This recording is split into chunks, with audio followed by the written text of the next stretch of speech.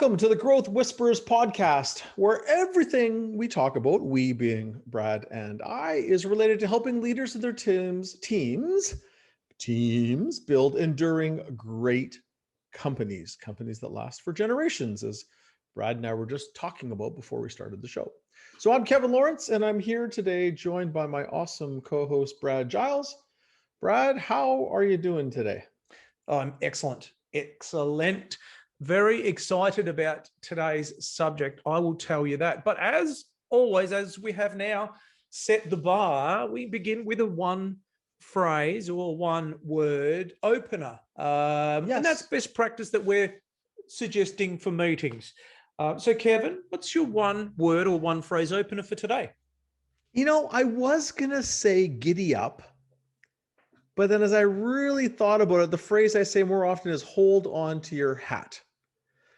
Like there's a lot, like our economy in Canada is booming. Our firm is insane. Like everyone is just, we're having a conversation tonight about all the opportunities that we have going on and that we got to make sure we continue to do excellent work for our clients and not let anything slip because it's so busy. And in my personal life, there's a lot of stuff going on. So it's hold on to your hat.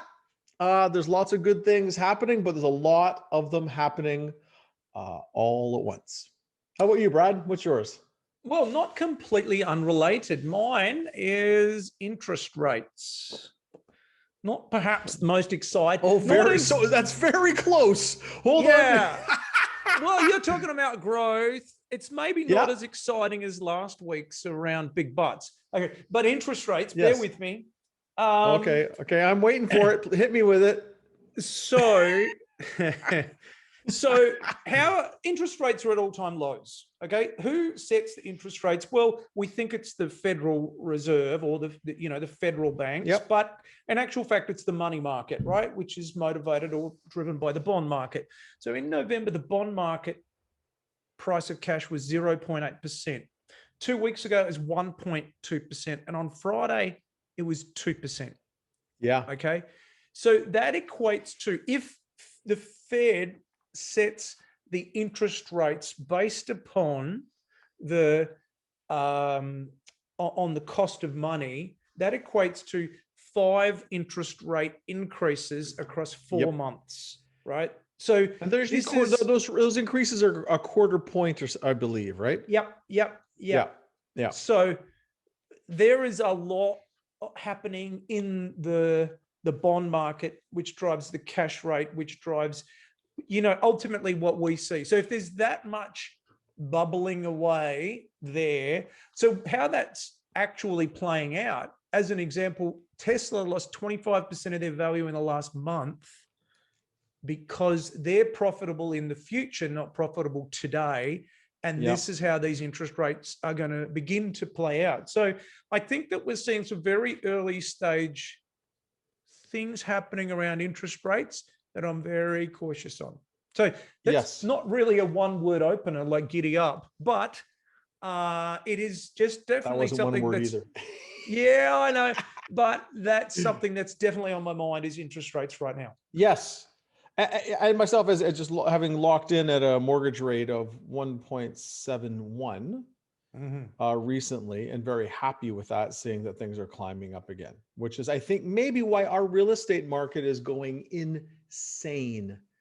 Like I know in the 2 places I spend the most time in Vancouver and another in the Okanagan, which we would call Kelowna, the markets are like frenetic, crazy. And there might, and I wonder if the concern about rates going up is adding to the demand in the market or adding to the urgency of the demand in the market. It's interesting. So great, interesting opener. Let's talk about what's our topic today? What is the insight that we hope to share with our amazing listeners? And by the way, those of you listening in, if you've got ideas or questions you want us to cover on the show, please share. Today's show was inspired by a question that somebody else had that they wanted a discussion with their team about. But if you have ideas, please let us know of things you'd like to see us cover on the Growth Whispers. Go ahead, Brad. Tell us what's going on today. Yeah, so today's topic, 9 ways to fail when you're scaling up your business. Okay, so we see a lot of people who are doing an excellent job in trying to fail their scaling up business, the business that they're scaling, that they're growing successfully. So yeah, we're going to dig into the different ways. How to screw it up. So that's what our wisdom we're going to impart today is how to wreck your company as it grows. And if you want advice on how to do it all wrong, and the wisdom of the conventional wisdom, the logic of the crowds, or the bad ideas, we're full of them today. And maybe you can take some insights from what we're telling you and then translate that into what not to do. And if we're really on it today, we might actually give you what you should do instead of what you shouldn't do. But let's see how it goes today. You never know your luck. You never know your luck. All right. So let's begin with number 1. So the first thing that people do when they fail, or a great trigger to be able to fail, is that people expect things to work because you like the idea or because the spreadsheet told you so.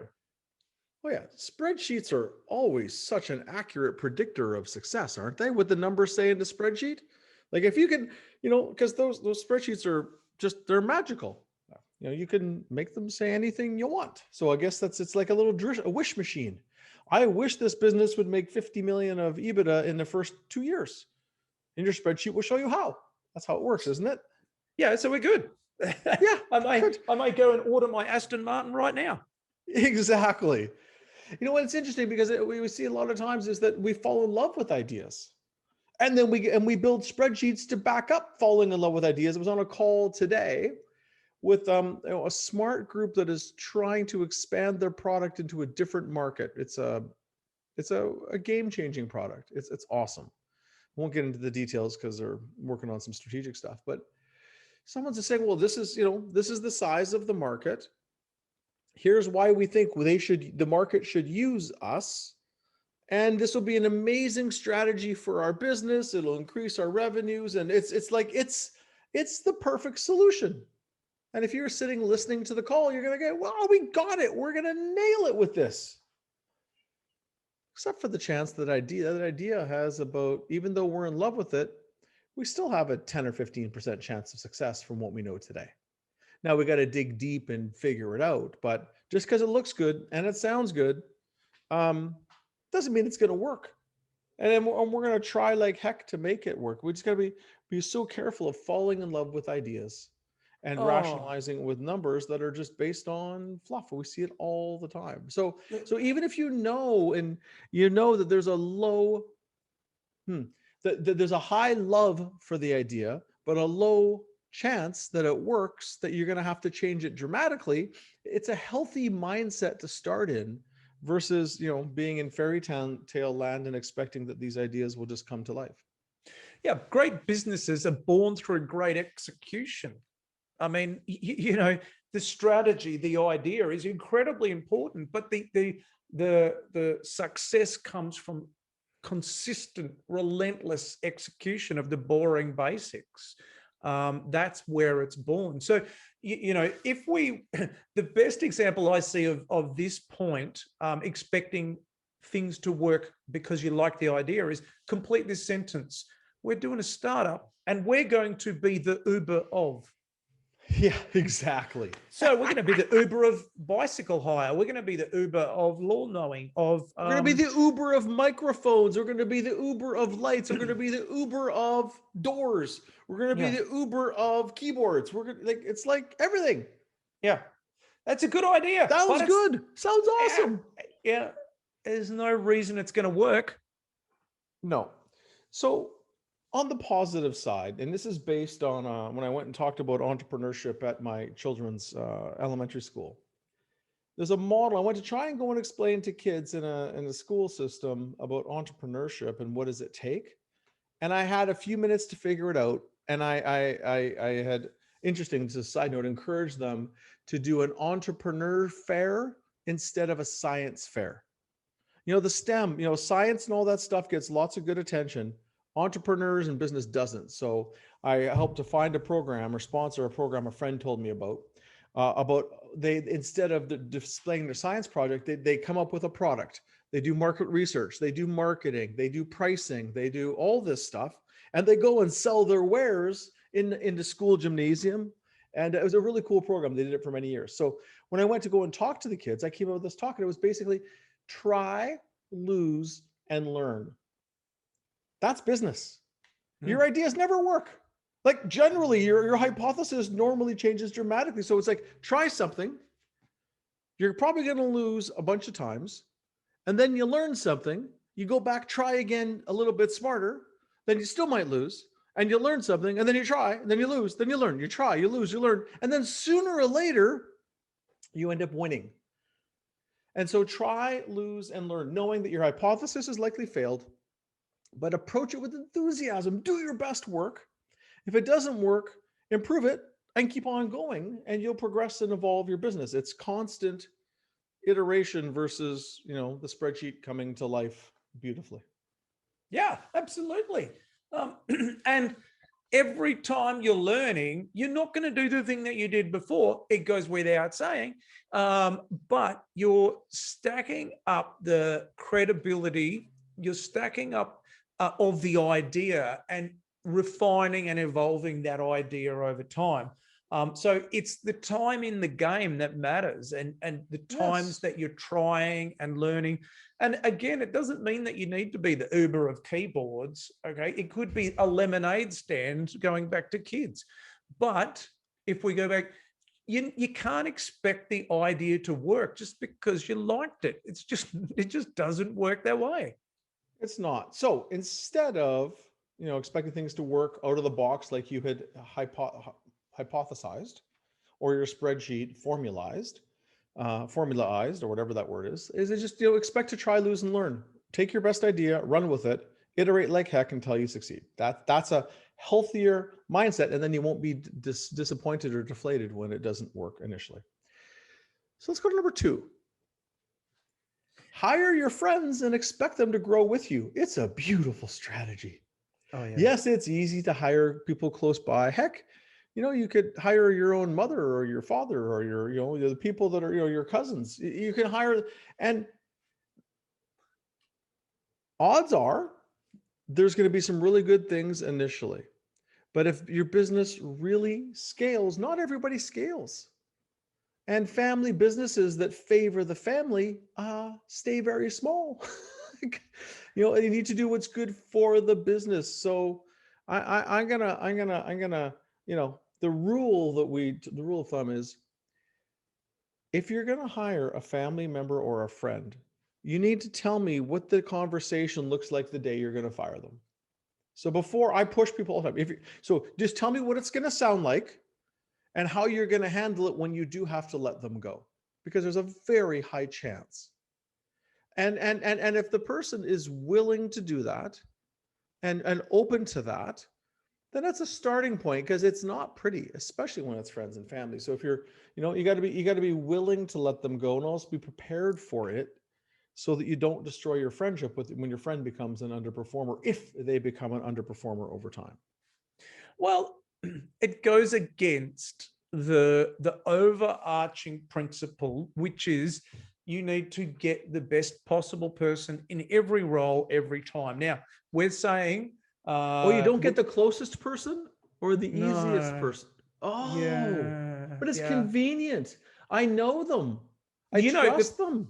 That's the point, right? And that's the thing that we hear. But I trust them, right? I know this is a good person, and I trust them. Like, I don't trust someone who comes in from the outside. It doesn't matter, okay? Because a month will pass, a quarter, a year, and this person will be just a part of the furniture. And that's when the problems will begin to arise, because you haven't taken the time to hire. Like, you've got to get someone who's in the top 90%, top 10%, of candidates at the pay level you offer, which means casting a wide net. Yeah. And we're not saying don't hire your family or friends. It's just a really dangerous strategy, because if you have someone on your team and it's all business and something doesn't work out and you have to change their role, demote them, let them go, it's not fun, but it's just business. Even though you have a relationship, it's easier. When it's your cousin, your sister, your mother, that's hard. That's really, really hard. And if it's working for you, congratulations. It's a very dangerous. One of the best ones is, it's like if the spouse, right? The spouse of the owner is involved in the business. The owner loves it because their spouse can see a lot of things and be on top of it. It just, and again, I've seen it work really well. I've been guilty in this area. I'm not too ashamed to admit. And yeah, just thinking, looking at a person that I knew, thinking they had great character. And I can remember someone saying to me, this was to bring them on as a business partner. So I'd started a business and it was going well. And I thought, I should bring this person in because they'd be a great character to have in the business. And that means that I could have holidays. That'd be a great idea. And I trust them. And I remember someone saying to me, look, a business partnership needs to be stronger than a marriage. Okay. And that's a good one. Yeah. And backing that up with this is what I subsequently learned the hard way, is that a partnership is the only ship that's built to sink. Which is not true every single time, but if you go in thinking about that, then you can, as you said, think about an exit clause. Now, we're not talking about necessarily partnerships here, but I really learned the hard way by not casting a wide net, which is one of the reasons I'm so passionate. And this person got, I'm going to say, a year, maybe 18 months to 2 years into the business, and then it was time. One day this person just comes up and says, look, I just don't want to be a part of this business. So then we had to negotiate an exit for that person. So it didn't work out. So one of the advice I heard on that, Brad, is that a partnership is a marriage based only on money. Yeah. Right. Which is also, this is all, look, and here's the thing. Partnerships can work out well. I have seen couples work well in business. Yeah. Right. I have. And I've seen, one of the partners be, the CEO of the business, and one of the, and the other partner 2 or 3 layers down in the business. I've seen them work side by side. I've seen all those things. It's just, it isn't for the faint of heart, because you need to make tough performance-based decisions for them like anyone else. And if you're not comfortable with that, don't put yourself or those other people you care about in a bad position. So the outcome that we're trying to get to, and as you already called out, Brad, is that you're aiming to get 90% of the best top people in those key, most important jobs in your company. 90% of people being in that top 10%, like really stacking the deck with people that are naturally good at their jobs. And if you are willing to make tough calls with your friends and family, great. But if you're a little bit soft and gentle and not comfortable with that, it's a really dangerous thing. And I've seen it in a bunch of companies. Either we had to make a change or they guaranteed the company wasn't going to go somewhere. Okay, so let's move on to number 3. The third reason, or another great idea why companies fail when trying to scale. Thinking that having a better idea is a competitive advantage. Thinking that having a better idea is a competitive advantage, perhaps that's sustainable. So this comes back to the risk around ideas. Ideas are great. Creativity is amazing. And it's what's seen so many entrepreneurs be successful over time. But just having a better idea is not necessarily a competitive advantage. It's especially if it's not solving a problem that a customer has and is willing to pay more money for, or to devote more of their income to you for. Yeah, and it was told to me one point in my career is that great ideas are a dime a dozen. Yes, the idea is not the hard part. It's successful companies aren't a breakthrough idea. Normally, they take an existing idea and execute it slightly different and slightly better. And there are some innovative companies, but the idea is not the value. The ability to execute it and bring it to market in a way where people are constantly happy with it is the value. And it's unfortunate that the ideas are not near as valuable as I thought they were when I got into business, a few decades ago. Although ideas are good, but getting back to what you said, Brad, it's how do you make sure that you're completely solving a customer's need? Sometimes that need isn't even practical. Sometimes it's purely an emotional need, right? Like, why in the world of fashion are there $50,000 handbags? Now, they're beautiful. And I did a lot of work in the luxury industry with some of the top luxury brands in the world through one of my clients. And I mean, some of these, the luxury goods, these handbags and these things are stunning. They're made of the best materials and they're beautifully designed and of course displayed. You're not meeting the need to carry stuff around for 50 grand. Not at all. Right? That's a whole different set of needs. And there is a need. I worked a lot in there is a need for $50,000 handbags. Or, in the world that I like to play in cars, there is a need for $3 and $4 and $5 million cars. You're not solving transportation, right? And you're not solving competing on the racetrack because those things are too expensive to race. So again, doesn't really matter what it is, but they're, really getting down to, is there a true need you're solving? And then can you execute on delivering on that need consistently where people trust it and then ideally want more and tell their friends as well? Yeah. So if you have a good idea, that's great. But the real question is, can we execute it consistently, focusing on the boring basics over a long time to the level of success to which we aspire? Because just having the idea, again, I totally agree, they're a dime a dozen. And in fact, much of what we struggle with in strategic planning sessions is getting rid of those dozens of ideas and distilling it down to the kind of the one that we can successfully execute on given our core competencies. Exactly. And that's a very good point, Brad. So ideas are wonderful. We like them. It's the ability to execute them and bring value to our customer. That is the key. And so don't get too worried about these. By the way, it's also a big myth in business that ideas and innovation win. The most successful companies usually are not the most innovative, and they're usually not the first to market. A lot of people think being first to market's an advantage. No, it's a fool's game.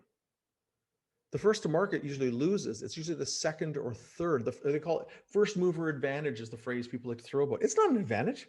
You got to spend way more money trying to figure the market out where other people follow your path and then beat you at your own game, generally. And that's what happens most often. Well, it may be an advantage in one select area, but it probably doesn't apply to you. Now, one select area might mean, what I mean is, we were the first ones to take out the best lease in this retail mall. Okay, right. So it may work in some select applications, but it's not a universal rule. And I absolutely agree. It's much better to iterate and execute better. Yes. I will say though, there is one move in when malls were really critical to business, which they're, many of them aren't anymore. But, one company that I worked with, being the first one in the mall was a massive competitive advantage because they put a clause in saying they got to approve or veto the other retailers that came into the mall. Yeah. They took a big enough position and they had a period of years where they got to choose their competition. Now that is an advantage. That's not a first mover advantage. That's a locking up the market and strategically choosing your competitor's advantage, which was absolutely brilliant. Yeah. All right. So point here is that, having a better idea is not enough. You need to solve a real problem and execute relentlessly to show value to the customer that you can solve that problem, whether it's a practical need or a $50,000 handbag. So it is about distinction, differentiation, and making people feel, important or whatever that happens to be. Or just having a good thing to talk about at a dinner party when you're allowed to have dinner parties. Yeah. All right, let's go to number 4. This one is a big doozy and it gets people into a lot of trouble. It's thinking that keeping an eye on the numbers is the accountant's job. Yeah. Isn't that Please. interesting? So we run out of cash and we didn't know why.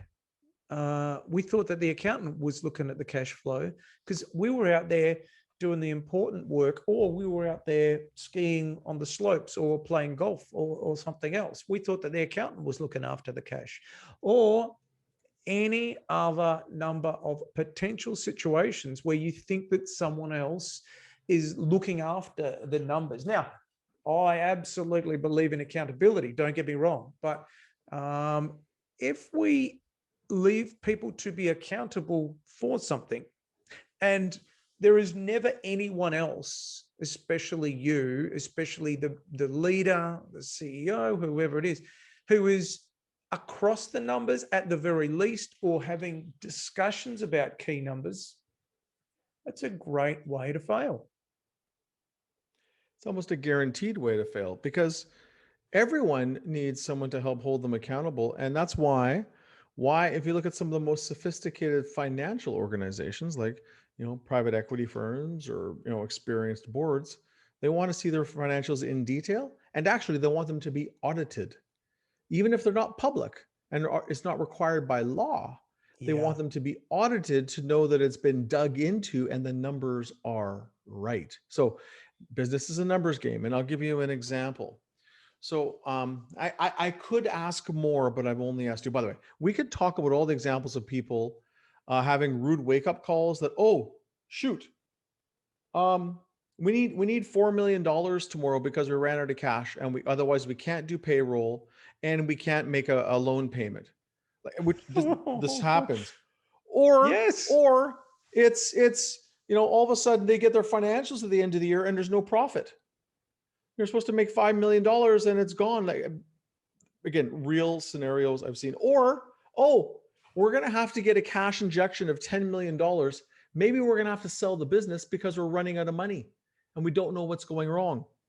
That was because someone negotiated an amazing discount on their biggest raw material. Oh, but they discounted something. They got a discount of 4% on a $50 million spend, which is a $2 million profit increase.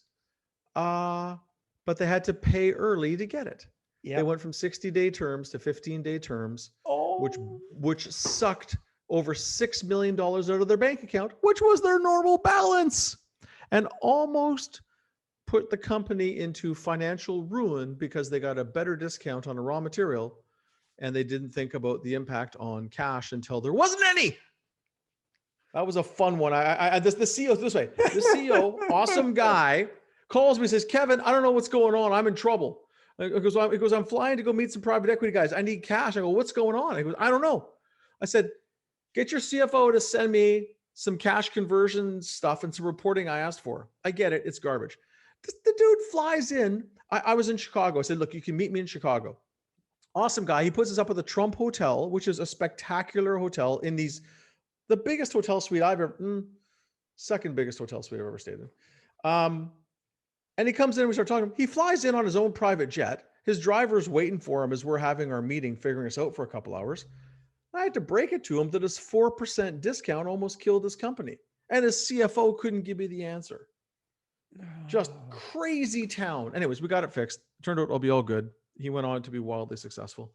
The point of it is it's not just, the accountant's job. You need to understand this stuff.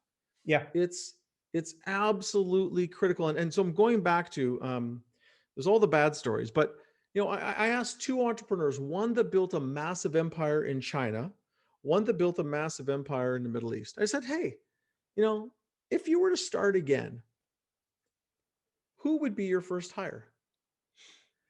They both said the identical thing. They didn't say bookkeeper. They didn't say accountant. They said CFO. Yeah, absolutely. CFO would be, and I go, why? He goes, because it's a numbers game. They go, like, because they're strategic and driven people.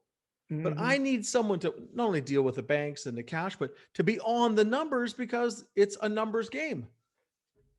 Until you've had a good CFO, and I work with some good CFOs, and I've worked with some less than good CFOs. Until you've been in the room with a good CFO, you just don't know what you don't know, and you don't know just how good and valuable they can be. There are a lot of people, and I don't mean to disrespect anyone, but there are a lot of people who claim to be CFOs, but they're really an accountant, and they're not providing the level of insight that we need. We started this part of the conversation saying that think that reviewing and keeping an eye on the numbers is the accountant's job. So a great test I find is when we begin to look at the cash flow forecast beyond, let's say, 30 or 60 days. Once we begin to say, okay, so you've got your aged debtors and your aged receivables, and once we aged payables, pardon me, and once we begin to merge those into an Excel spreadsheet, we can get an actual real idea of what's happening in the business. Sometimes when you ask them to go beyond that, say, okay, well, can we do in the next 6 months or the next year, the next 3 years? They just look at you with kind of a puzzled look. Deer in a headlights, like they have no clue. No idea at all. Yep. And that's a great indication as to just what are they bringing to the table, and are we going to be able to trust this person to be able to avoid a situation like that? Otherwise, they're just doing data entry. Brad, you nailed it. I think we could do a whole show on just amazing CFOs. It's such a magical role when it's filled properly. Yeah. And I've got one. I don't want to name this person, and I won't say male or female, but this person is outstanding. The insights they give, how they work with the team, how they work with the bank, it's a gift. And normally the best ones have had training somewhere in a bigger machine where they've been through the ringer and ground up like crazy and come out strong. Yeah. Like they have the financial models and a way of looking at the business. Yeah. It's a critical partner. This is not a show about CFOs, but man, the best ones I've worked with are magic. And I call it the strategic CFO. Otherwise, you have what we call ourselves a VP of finance or a controller. In some cases, where they just make sure your numbers are good and numbers are tight. That's closer to a controller. But the strategic CFO helps you with thinking things through. They're the right hand to the CEO. They're magic. And we've got some amazing ones in the companies we work with, and just love them. Love them. Yeah. Yeah. So, by the way, in my view, one of the groups I work with and on the advisory board, if I really want to understand what's going on in the business, I ask the finance team, even the guys under the CFO, who are also amazing. They know the nuts and the bolts and everything. Like they're in it. And if I want an opinion, and if I want, okay, so, and I love to ask them, hey guys, so what do you so where's the sales number going to end? They're normally right.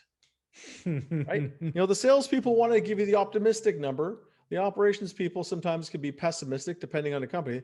These finance people, they nail it. So anyways, point of it is that we got to be connected to the numbers. And if you're not a numbers person in a leadership position, there's a course called Finance for Non-Finance Numbers.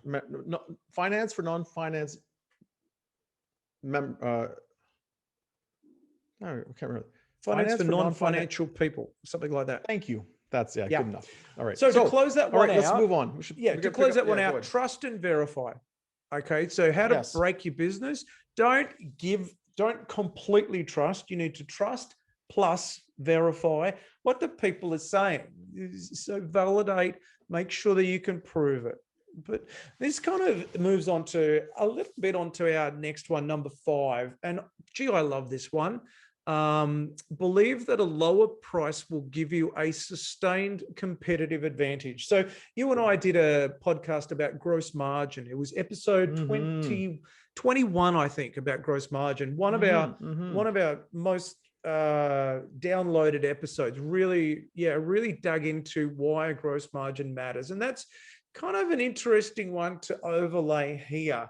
So if we can do it cheaper, then we will be able to succeed in the long term. And they look at Amazon and they say, but Amazon does it. Like, you look at the Amazon flywheel and the Amazon strategy, and they provide lower prices, and that's how they succeed. And you know what? If we can just win more work, if we can sell more product, then we'll be successful over the long term. 9.5 or 9.9 times out of 10, when people are having a conversation and lower price is their strategy for competitive advantage, they're just dropping their pants and discounting to get the business because they have no strategy. Yeah. Amazon is different. Amazon, the lower price is a part of a whole other chain of events that gives an advantage. And Walmart even had a lower price was part of Walmart's strategy, not the complete strategy. But there's a few excellent cases. But for a lot of companies, when leaders start talking about lower price and advantages, because they don't know what else to do. And they don't have a clear enough value prop. So I want to know, there are cases where low price works, not lowest, but low. But usually it's but sorry, what we've got to be aware of is that Amazon are not providing you with a cheaper price. They're providing you with someone else's cheaper price, right? So when it's a big risk to look at a model like that and then say, we need to drive we need to sell lower and cut our gross margin, right? But when you look at, let's say, a Costco, let's say a Walmart, that, yes, they've got low overheads, but what they're doing is using their supply chain, just like Amazon to a degree, to make sure that the suppliers get you the product as cheaply as possible. So their gross margins are actually not too bad, but the suppliers is who they're screwing down. And if you're a mid-sized business, you're not necessarily going to be able to do that. Yes, and truly, Amazon's prices aren't necessarily the lowest. No. They do have some low prices, but a lot of their stuff, you're actually paying for convenience. So the point of it is, this is not about a pricing strategy. The point is, most conversations when we start getting into, about lowering prices, it's because we haven't put the time or energy or the brain power into finding a real competitive advantage, which is normally beyond price. Because the funniest thing is, in all the research, pricing in the customer's criteria for choosing many things, most things people purchase, pricing is like number 7 or 8. Yeah. It's not in, we have this perception that pricing is more important than it is. And and if it was, every single thing within your home would be the cheapest possible version. And it's usually not. Yes. It might be in some category. So pricing is just generally a focus on, over focus on low pricing is sometimes, it's just an absence of competitive strategy. One of the questions that I ask when we build a strategy is, we're kind of validating or stress testing it. And I say, okay, so we've come up with this strategy. So do you think in like 3 years' time, if we successfully executed this strategy, that we'd be able to increase our gross margin by, 3 to 5%?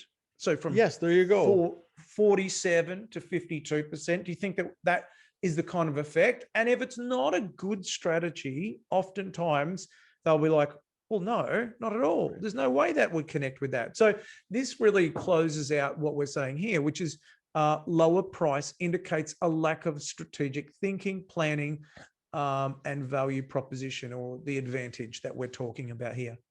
Yeah. And we're not saying people are bad. They're just figuring out how to sell what you're doing based on other needs rather than price. It just takes more work sometimes. And some people are really good at it.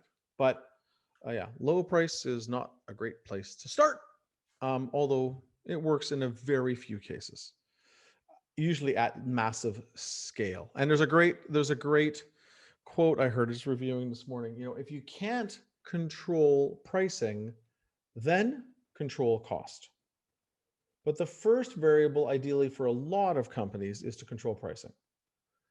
You always have to control cost, but if you can't control pricing, your only option is to control cost to manage your profits. Okay, so let's go to number 6.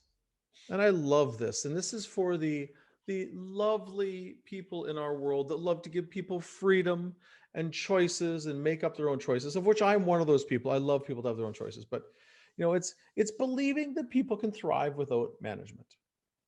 And here's the thing.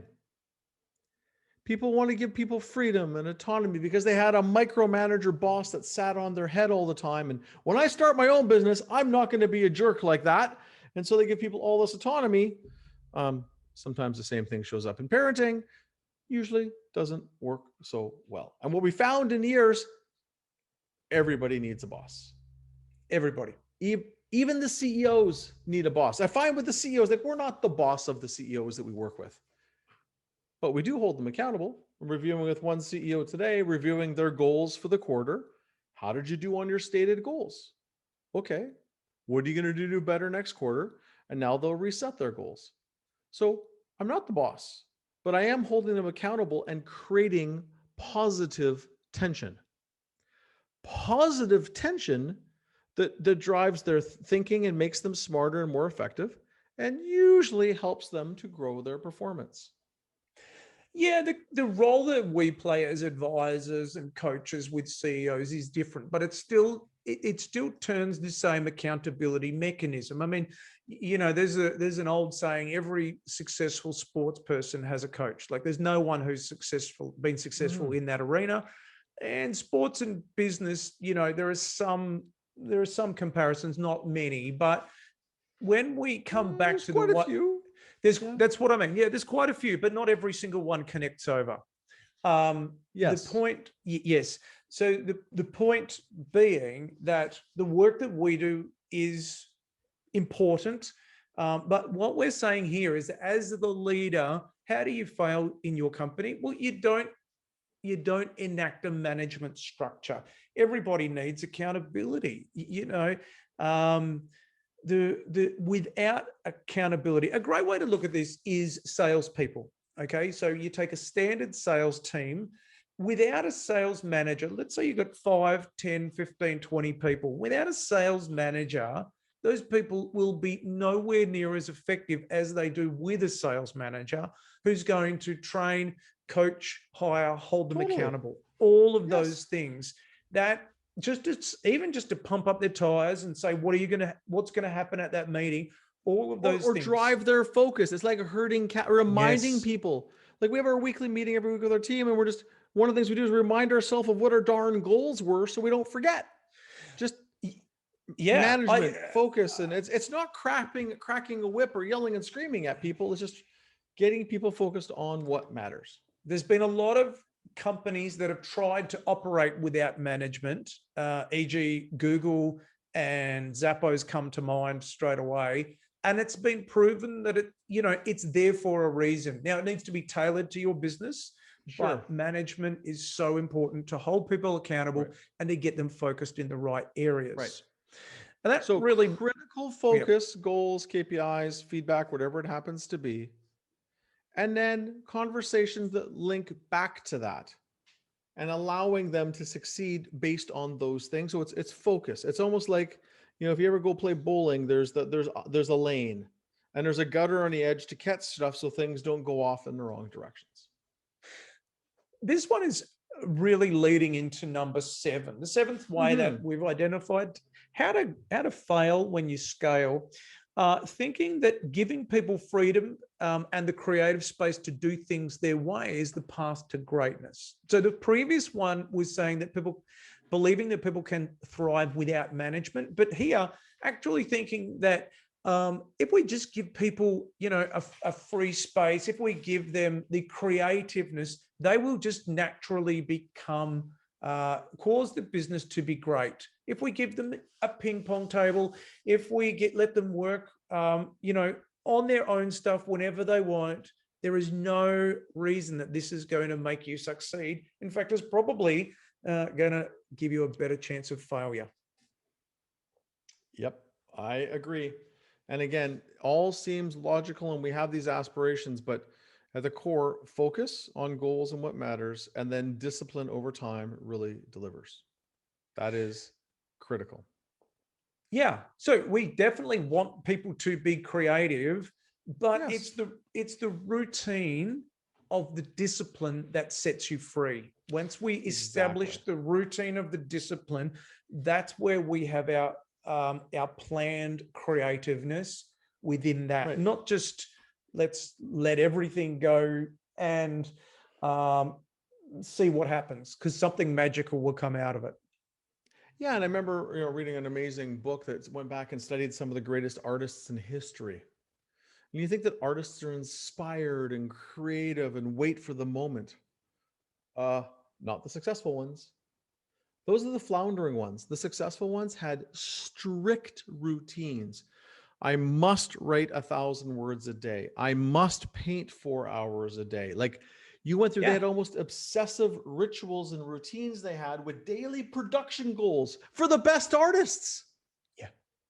So all this fallacy we have around too much flexibility and freedom and do it as you feel like. No, it's generally discipline. Okay. Number 8, believing that charisma and confidence are what you need to win. Now, yeah, doesn't that sound good? You just got to fake it till you make it. Now, a little charisma doesn't hurt, and confidence doesn't hurt. Actually, it's a great catalyst to get you kicked off. A little charisma and confidence, people buy your story and sign up for what you're doing. Little truth stretching sometimes happen when people have startups and they gotta try and bridge some gaps. But unfortunately, it's also what will kill you and destroy your business. Because with confidence and building confidence, easily arrogance and hubris starts to creep in. The problem and they have what they call down. What's that? Tell me, they have what they call? They have down in Texas this thing that they call that starts to happen. It's called big hat, no cattle. Meaning the guy might have the biggest hat in town, but he's got the smallest ranch and the fewest head of cattle.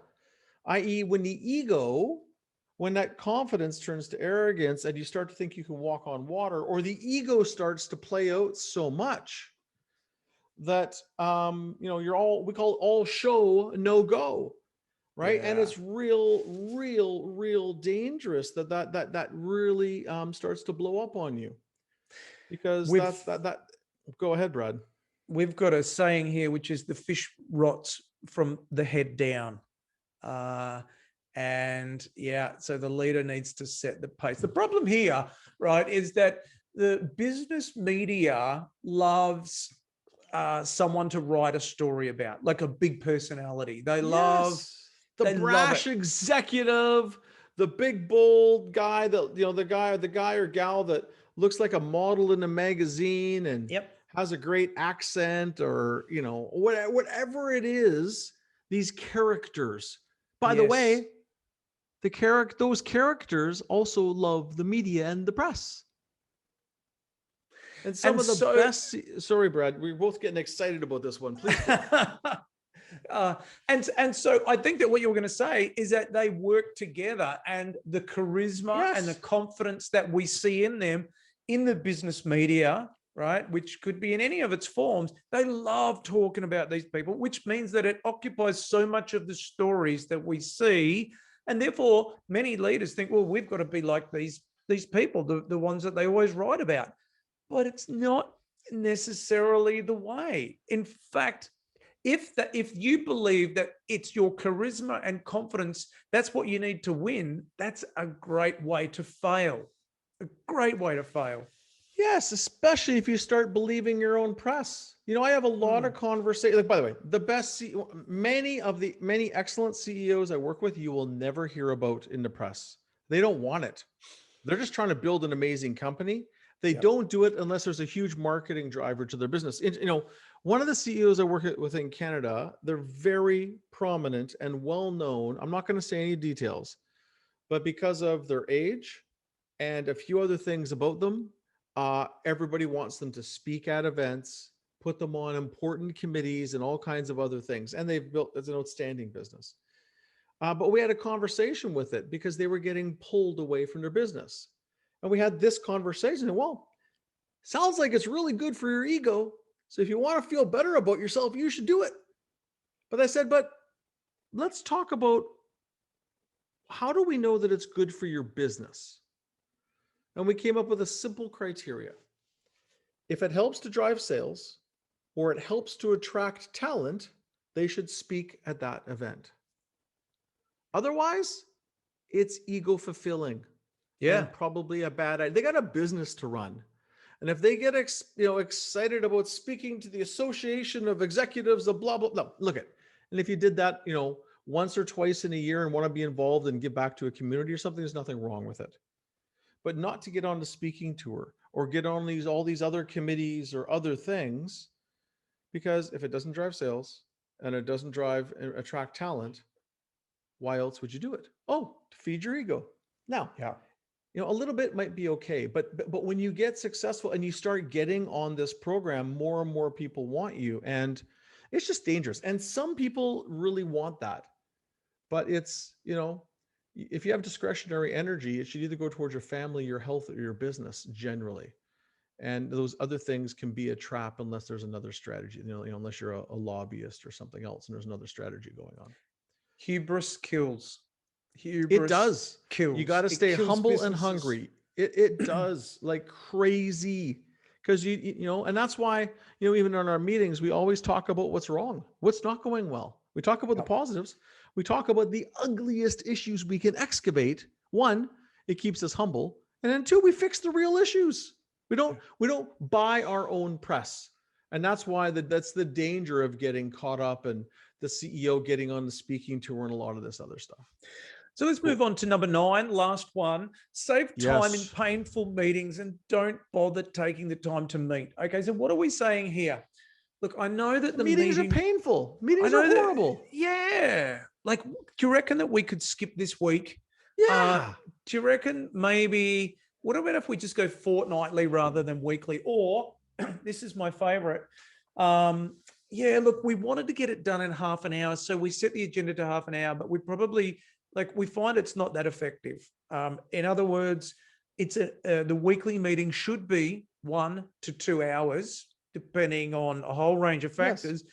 Do you reckon we could do it in half an hour? Because I'm busy doing lots of other things. Right. So one way to fail is to not dedicate the time that's necessary. Now, it can be said, I've heard it said, and I love this saying, I've been using it quite a bit lately, that the CEO has only one tool, right?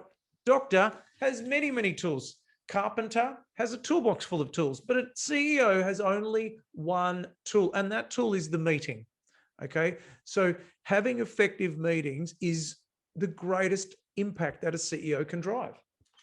And so if you're going to meeting is leading. Meeting is leading.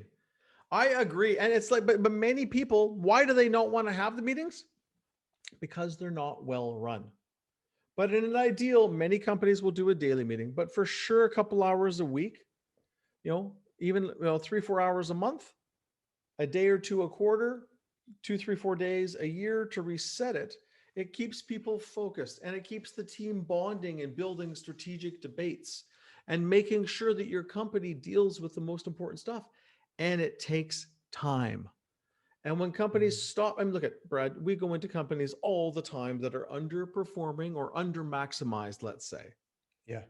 Well, what do? Well, most of the things on this list, but the meetings are critical. And normally they're a mess. That's why years, sometimes decades later, they still have us run their meetings. They're important, high value meetings because it's kind of hard to do from the inside. And running meetings is a real skill and discipline that most people don't have. And they're doing their best.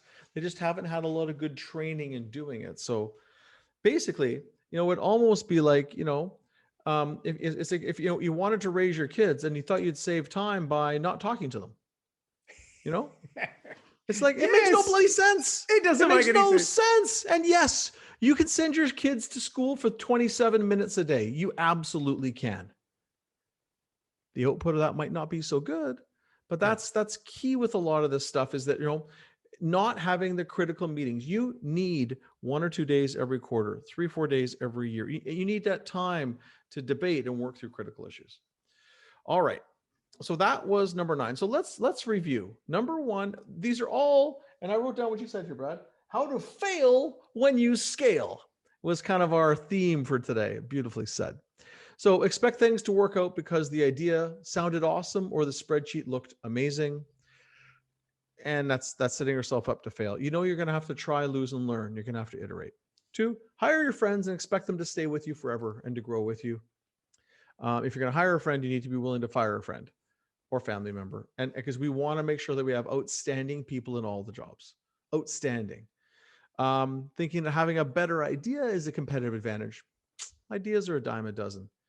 It's making sure you're absolutely solving a major pain point in the market that customers will gladly pay for, and then executing it like heck. You know, thinking that, you know, it's the accountant's job to keep an eye on the numbers. No, we need this thing called trust and verify. You need to be intimately connected to your numbers, intimately, and understand them, and make sure that your team understands them by presenting them to you. And that gets into trusting and verifying and the magical of the strategic CFO that you need as a scaling partner. I believe lower price will give you a sustained competitive advantage. Look, in 1% of the cases, it works. But generally, that's a situation where you don't know what else to do, so you drop your pants and drop your price. Really, we need to have more time on strategic debates to find ways to truly solve a problem, articulate and build trust that we can solve it, and then sell value, not may the lowest bidder win in the race to the bottom. Brad, you want to cover off number 6? I've gone through the first 5. You want to go 6 through 9 there? Sure thing. Believe that people can thrive without management. We need management. Number 7, thinking that giving people freedom and creative space to do things their way will lead us to greatness. In actual fact, it'll just lead us to a creative mess. Not greatness. Discipline applies on every level over time. Number 8, believing that charisma and confidence are what you need to win. Knowing that hubris will kill companies, and it does all the time. And then finally, number 9, save time in painful meetings. Why don't we just skip next week's meeting? Because I think, you know, I've got other things to do. Maybe I'll just brush my teeth once every 2-3 days. Like, we don't need to do it every day. That'd be an awesome way to save time. Totally. And toothpaste. Oh, like, you don't need that. Maybe water as well. All righty. So let's move to close here. As much as we could have fun with toothpaste all day. This has been the Growth Whisperers podcast. My name is Brad Giles, and as always, joined by my delightful and wise co-host, Kevin Lawrence. So you can find Kevin at lawrenceandco.com and myself, Brad, at evolutionpartners.com.au. We come to you through these mediums every week, so we would love to see you again next week. Enjoy your week. Thanks for listening.